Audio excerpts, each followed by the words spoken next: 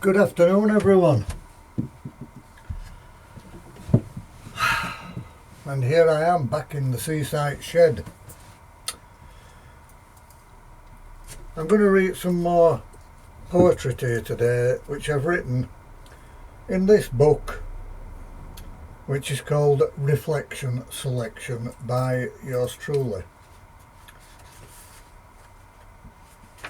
The first poem I want to read is called The Enigma.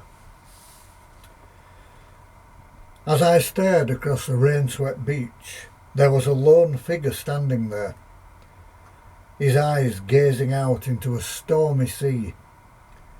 The wind blew his tangled hair.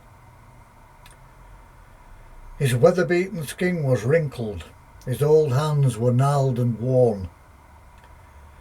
Staring unblinking into the ocean waves, from where all life on earth is born. His hair had the appearance of tangled seaweed, his face etched with memories, many with pain. Clothing hung off him in tattered shreds, being washed clean in the pouring rain. So many memories, some bitter, some sweet, standing barefoot on the sand of life, living, yet not living, a shadow of yesterday, damaged by years of endless strife. As he stood there, he looked so familiar. He had such a transfixed stare. As I tried to focus upon him, I realised he was not there. I stand at the side of that stranger. We melt into one and the same. My life is just the same as his. We are just pawns played in an eternal game.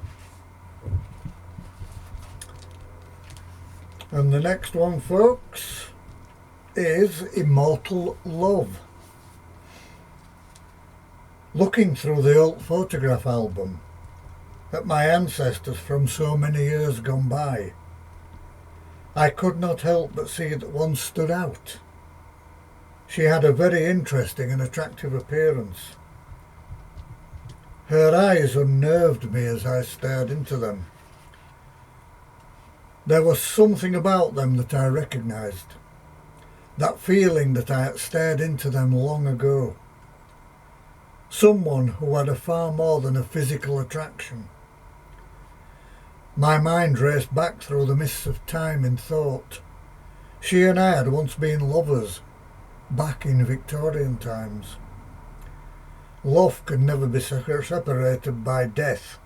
It stands immortal. Those feelings of such wonderful times came flooding back. The quiet afternoons in the park where we walked and talked. Our plans for the future and our strong love for each other. It had transcended, it seemed, both time and space for me. Here I was, staring into those eyes once again, transfixed. I could smell the familiar lily of the valley perfume. I touched the photograph, and once again I could feel her skin. Like fine bone china, she was perfect in every way. We had always been so very close, and we complemented each other.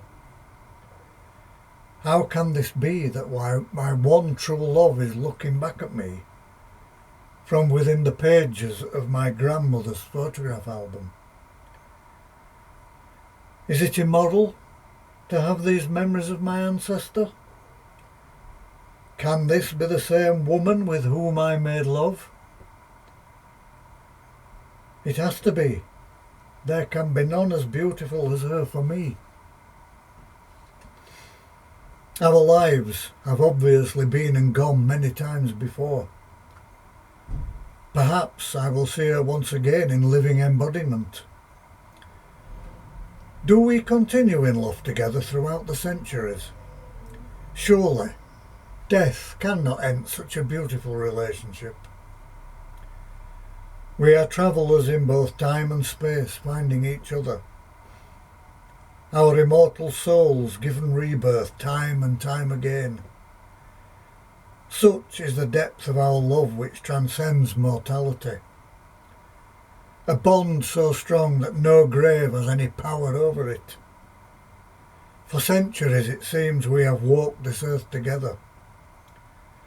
Now I have looked into her eyes again and I know that she is near. I can smell her perfume and I need to begin my search for her once again.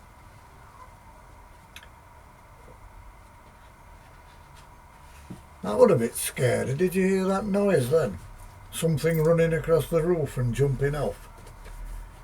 It's just this morning that we laid Oscar the cat to rest and he's just behind the shed.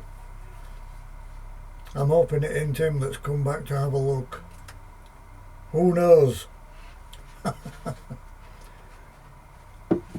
Ooh, that was a bit unnerving. Right everyone, the last one I'm going to read to you is called Meditation. The Nag Champa incense was burning. The smoke curled and rose in the air. Soothing music to balance my chakras. I was hoping to become more aware. I emptied my mind of all the day's strife, closed my eyes and started drifting away. But that sense of calm evaded me, and to the gods I started to pray. But no matter how hard I concentrated, bad thoughts just refused to go.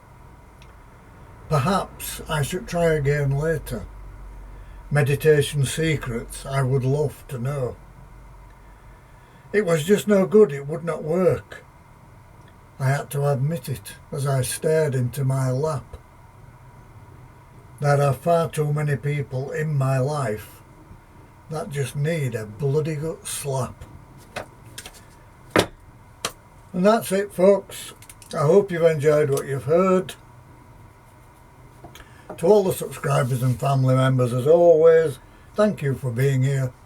Hit the like button, leave a comment in the box below, hit the bell icon for any future uploads, and if you haven't subscribed to the channel yet, please consider doing so. It won't cost you a penny. Helps the channel grow, become part of a bigger community. And as always, I will say to you all, Namaste. Enjoy the rest of Saturday, everyone. Bye for now. I'll just show you this book on my way through. You can avoid everything. Sheds are never big enough. There's the front cover of the book. This is the back cover of the book.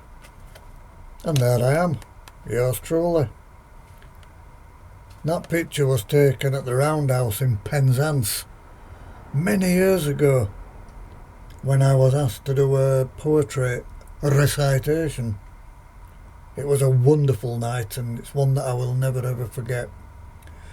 So again, as always, if you would like this book, you can get them on Amazon, £9.99, or you can contact me where they're a £5. Simple as that. Take care everyone, love each other, bye for now.